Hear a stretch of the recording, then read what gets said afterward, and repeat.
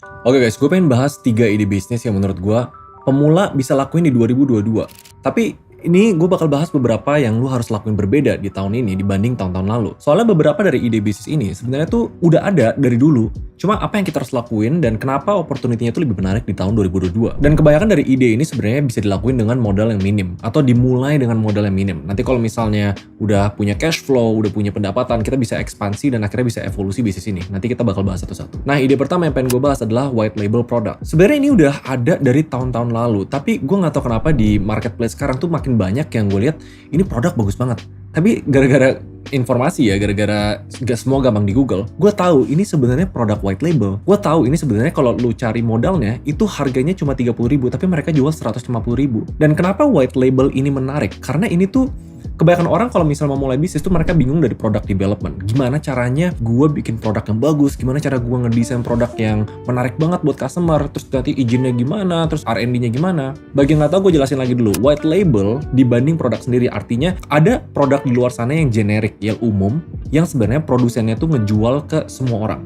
Dan itu unbranded, lu bebas mau branding sebisa mungkin, lu mau bebas mau packagingnya gimana. Dan biasanya white label products ini memang didesain untuk resellers. Terserah lu mau jual harga berapa dan lain-lain. Beberapa dari contoh white label yang paling umum, misalnya kayak kaos, misalnya kayak tote bag, misalnya kayak gifts, boneka, dan sebenarnya banyak banget. Gue akan kasih satu referensi. Kalau misalnya masih kurang ngerti, ini gue kasih contoh satu contoh produk yang white label dan satu contoh produk yang udah di branding dari hasil white label. Dan itu jualnya tuh bisa berkali-kali lipat dibanding harga modalnya. Tapi gue mulai dari mana kok? Nah, pertama kita decide produknya dulu sebenarnya. Sekarang tuh kita segampang tinggal Google, cari platform-platform yang nyediain produk-produk white label yang gak ada branding, yang bahkan kalian bisa ubah brandingnya sendiri. Salah satu yang paling umum itu custom products. Kalian bisa ke websitenya Ciptaloka atau ada beberapa custom products yang lain. Nah, di sana mereka ngejual barang-barang plain yang kalian bisa custom dan akhirnya bisa di branding untuk jadi produk kalian. Kunci dari suksesnya white label tuh sebenarnya harus ada dua: rebranding, repackaging. Gimana cara lu naikkan harganya 5 kali lipat, itu balik lagi ke dua hal itu. Sebagai white label reseller, kalau udah nemu produknya, step kedua adalah gimana cara nge-branding produk itu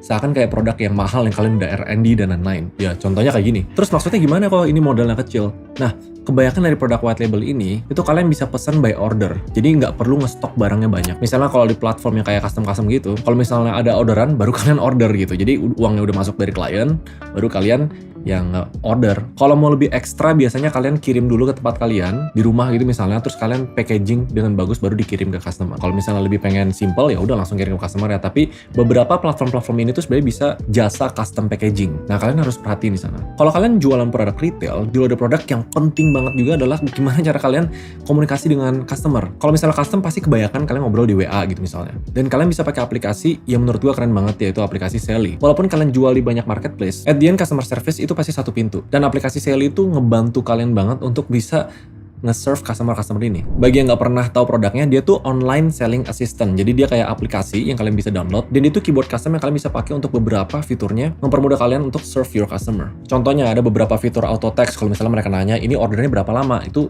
bisa cepat jadinya. Dan menurut gue yang keren, mereka ada fitur buat cek ongkirnya. Jadi bisa langsung connect ke JNE, Pos Indonesia, Si Cepat, dan lain-lain. Jadi di chat itu bisa langsung kasih harga ongkirnya, dan customer bakal appreciate buat itu. Fitur-fiturnya sebenarnya lengkap banget, kayak bikin tagihan via bank transfer, rekap penjualan, sampai ngingetin customer kalian kalau belum bayar. Jadi kerjaan manual-manual kayak invoicing dan lain-lain bisa dibikin otomatis pakai aplikasi Sally. Jadi kalian langsung download aja, ada di sini. Atau gue juga taruh linknya di caption. By the way, Sally ini aman karena dia masuk grupnya Goto Financials. Jadi aman guys. Semoga secara sekilas kalian ngerti ya di bagian white label produk tuh apa dan gimana cara mulainya. Tiap orang bisa beda-beda. Ide kedua yang menurut gue yang bisa kalian lakuin di 2022 sama, yaitu freelance menjadi agency. Freelance lebih gila lagi karena kalian nggak butuh modal. Modal kalian itu skill yang kalian pelajari mungkin dari Google, YouTube. Tapi freelance itu bukan bisnis sampai menjadi agency. Beberapa poin-poin penting untuk kalian lakuin agency di 2022. Karena harus ngerti, agency semakin banyak orang yang menyediakan jasa untuk customer. Kalau menurut gue ada 3 poin yang kalian harus perhatiin di sini. Yang pertama,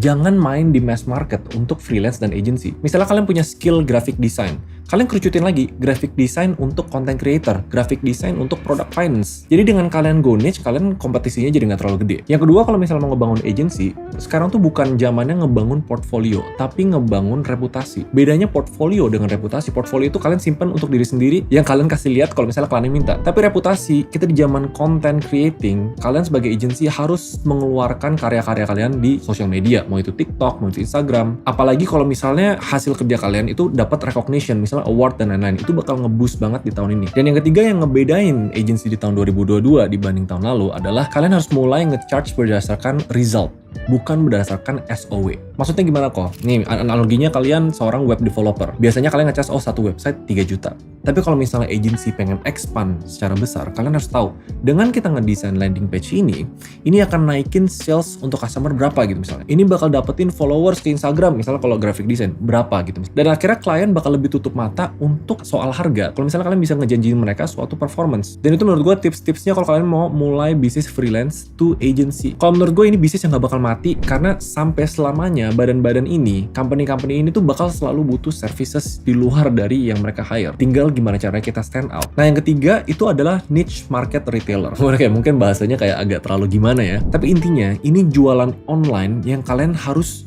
fokus ke niche market. Forget about the mass market. Forget about bikin yang untuk semua orang. Oh nanti ini orang nggak bisa, ini orang nggak bisa beli, nggak cocok. Maksudnya dari niche adalah kalau misalnya kalian mau jual makanan, kerucutin lagi makanan untuk apa? Kerucutin lagi makanan yang style di sini. Kerucutin lagi makanan untuk di size ekonomi berapa. Jadi kalau misalnya kalian tahu trennya dari semua ide bisnis yang kita bahas tadi, 2022 tuh berbeda karena competition kita banyak. Semakin banyak orang yang mencoba bisnis-bisnis baru. Sebagai pemula yang memulai bisnis, kita nggak boleh fokus ke yang oke, kita mau coba hajar semua. Karena kita dijamin bakal kalah.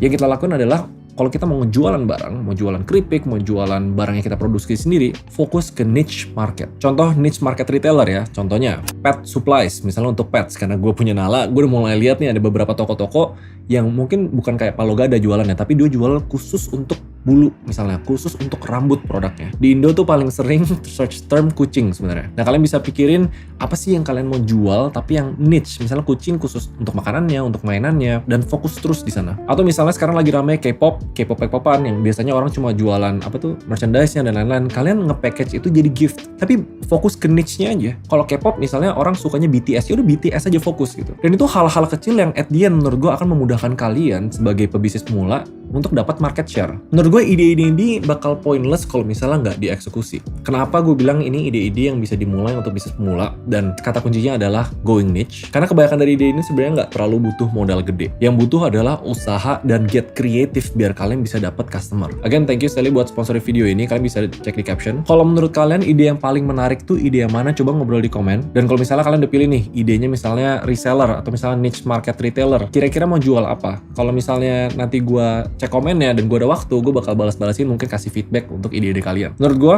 good luck 2022. Kalian sebelumnya mau mulai bisnis tapi belum mulai, mungkin tahun ini adalah waktu yang tepat. Kalau misalnya ini membantu, like, comment, subscribe. I guess I'll see you guys in the next video. Bye-bye.